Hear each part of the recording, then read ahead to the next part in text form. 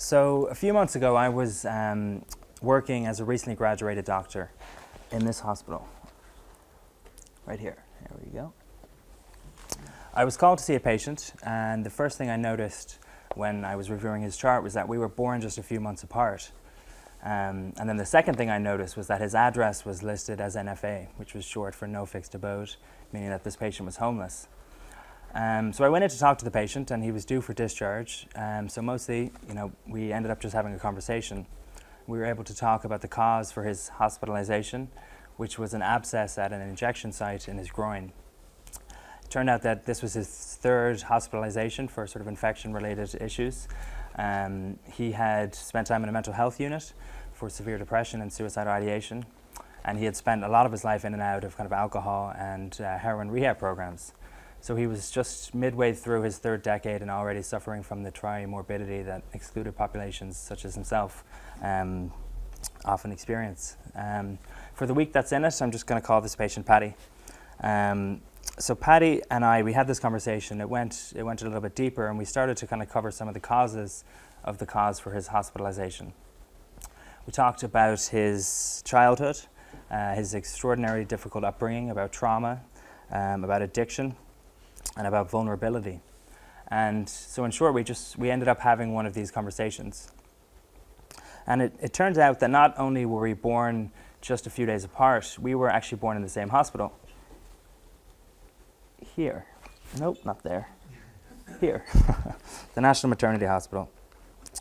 So we spent the first few days of our lives as practical roommates, and here we were, reunited 29 years later, in very different circumstances, having this conversation. The circumstances, though, that were sadly all too predictable. The social status of doctors and the health status of homeless individuals in Ireland conforms to what is seen more or less around the world.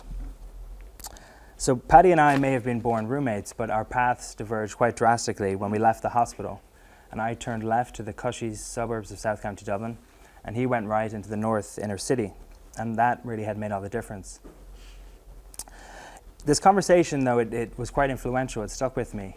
I found when I was discussing Paddy with colleagues and friends, I was surprised by how little sympathy his case would generate. Fellow doctors were pretty blasé about the situation, would demur maybe about what could be done, mention social workers, whereas family members and friends found it hard to look past the proximate. Paddy, this man, was in hospital because he chose to inject heroin into his groin. And a recent report that came out here in the UK by the Health Foundation underscores the point, which is that people will consistently rank the social determinants of health, things like education, employment, social supports, where people come from, as less important than individual behaviours in driving health. And almost a third of the respondents felt that individuals were entirely responsible for their health outcomes. On a personal level, though, this conversation, it left me with a very uncomfortable feeling of helplessness. This was a patient of mine, and his suffering went beyond the biophysical to social and structural places that just felt beyond my grasp. I had recently graduated from medical school. I was bursting with obscure knowledge, and yet I had no framework to really understand how to help or even understand where this patient was coming from. And it was this realization that sparked the research project I'm currently undertaking as an academic track intern, which is an Irish equivalent, I think, of the academic foundation program for junior doctors here in the UK. So I'm working with Cliona Ní Cheallaigh, a doctor in Dublin, and we're hoping to assess how the Irish education and training landscape is preparing doctors and healthcare workers to understand and to address the social determinants of health and health equities. So it kind of was my hope to be able to present preliminary findings from the research at this conference, but my things have been just held up in ethics a bit longer, so I'm just going to give an overview of the topic, give a sense of why we think it's important and where the research seems to be pointing. So back in 2005, the WHO launched its Commission on the Social Determinants of Health, and since then the healthcare community has been put on notice that, as the committee concluded, social inequities are truly killing people on a grand scale. The WHO has gone on to double down on this commitment to the social determinants of health, and that it has identified health equity as one of its 5 priority areas going forward. A few years later, Sir Michael Marmot, most of you will know, was chairman of that committee. He oversaw the publication of this companion piece through the Health Equity Institute.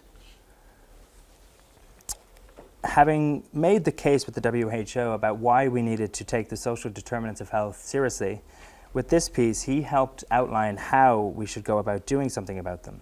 And it broke it down into 6 stages. The first of those focused in on workforce education and training and made 3 broad recommendations. First, we need to establish a rigorous knowledge base through mandatory and assessed learning objectives. Second, we need to develop key communication, partnership and advocacy skills. And third, we need to facilitate community placements to ground these knowledge and to actualize the skills that are obtained. It would be kind of remiss to discuss this topic without mentioning the late great Julian Tudor Hart, who had kick-started this conversation way back in the 70s with the inverse care law paper in The Lancet. And his arguments in a later piece that medical schools were training the wrong people, the wrong things in the wrong places at the wrong time seemed equally prescient, given that 4 decades later, again in The Lancet, another commissioned report came to more or less the same conclusions and struck a very similar note. So this article, some of you may have read, brought together academic and sort of education leaders from around the world, and they too highlighted the glaring gaps that existed in health outcomes within and between countries. And they acknowledged a collective failure to share dramatic health advances equitably. And their report called for nothing less than a reimagination of what health professional education could and should be. And it was based on this idea of transformative learning and interdependence across disciplines. One that they hoped would be able to produce enlightened change agents. And the message embedded in this was clear. When it comes to educating, When it comes to educating about an issue with justice at its crux, we should not settle for content to be learned, but for conditions that need to be challenged. In the intervening years, 2 more studies have come out that have explored this intersection between health equity and health education, and I think they're worth mentioning.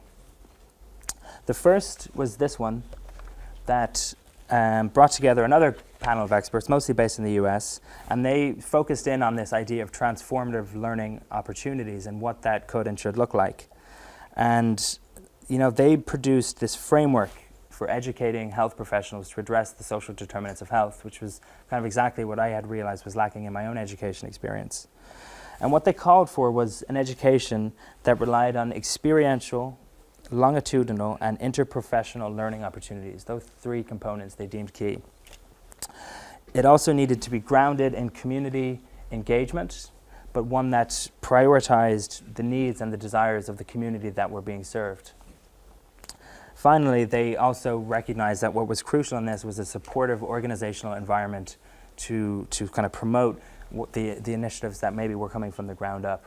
It wasn't just good enough for students in these schools to be kind of pushing for these. There needed to be widespread commitment to it from the universities themselves. The second report that I'm going to mention is a bit closer to home, and it was sponsored by the UK Department of Health back in 2016. And so at this point, we've kind of got a sense that something had to be done, and we also had a growing appreciation for what the experts seemed to think needed to happen. This report then was able to drill in on what actually was being done on the ground, what the lay of the land was here in the UK. How were the education and the training bodies preparing healthcare professionals to understand and to address the needs of excluded groups, those like Paddy most susceptible to the social determinants of health? Or to paraphrase Sir Michael Marmot again, those who were experiencing deprivation on stilts. So what they did was they reviewed the professional guidelines, the published guidelines of professional and regulatory bodies. They surveyed a number of groups, including the Council of Deans of Health and over 30 medical schools, and they were able to highlight a number of interesting points worth drawing our attention to. For example, they found that the regulatory and professional healthcare bodies here in the UK were providing quite varying but largely underdeveloped guidance about inclusion health and how the doctors needed to be trained on that. The surveys of the medical schools showed that while all schools were able to report teaching about health inequities generally and about the health needs of excluded groups specifically, the nature of that teaching was largely didactic and usually did not include any meaningful assessment. The report further highlighted that staff members with specialized knowledge on excluded groups were often lacking in the faculty, and that few schools reported having extensive service learning or community placement opportunities for students. And finally, to me, and in some sense I think the most disappointing, there wasn't a single medical school that reported involving those with lived experience of inclusion in the design or implementation of the educational programs that they were offering. I'll just run through those points there. So, inspired by this conversation I had with Patty and then bolstered by this sense of real momentum in the research field, we're taking the call up in Ireland. Our project hopes to map the existing education and training initiatives on the social determinants of health against the best practice guidelines and against the knowledge and skills identified by service providers and service users as most essential. And we're kind of hypothesizing that there'll be a significant gap between those two things. So we're taking cues from the Department of Health study and analysing Ireland's regulatory and professional bodies. And then we've got focus groups scheduled with academic and frontline experts to get a sense of what the local landscape looks like and what initiatives are currently in place. Similarly, we are hoping to get in touch with all 6 Irish medical schools just to gauge the extent to which they are providing the transformative learning opportunities that have been identified in some of these studies. But we're not just relying on the medical school's self-reported commitments. We're conducting a knowledge, attitudes and practice study, or a survey rather, of junior doctors around the country to get an objective analysis and to see whether certain medical schools are more consistently producing doctors with the characteristics of these enlightened change agents. And lastly, certainly not least, we're running semi-structured interviews with experts by experience, individuals who are homeless, members of the travelling community, and injecting drug users in Ireland. So I'll conclude just by bringing it back to the tale of the 2 hospitals and back to Paddy and the conversation that we had. As I've mentioned and hopefully shown through this talk, it was quite influential for me. But what was most interesting, or more interesting anyway, was that it didn't just demand outward action from me, but it also drew me inward. I think I've always been interested in how medicine can offer up moments of great clarity, can open up portals to what really matters in life and to the experience of being alive.